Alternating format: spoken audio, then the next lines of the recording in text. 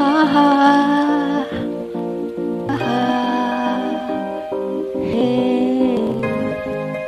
Akala ko may ibig sabihin ang pag-like mo sa status ko sa Facebook, nagre-reply ka rin sa Twitter. Akala ko ayun na, pero nakita ko kahapon may pinost kang iba, may kasama kang maganda.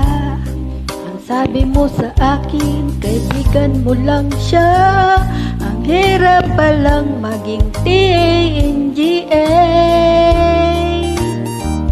ang hirap palang maging TNGA.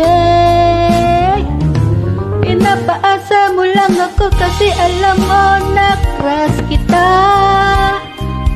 Oo, na crush kita.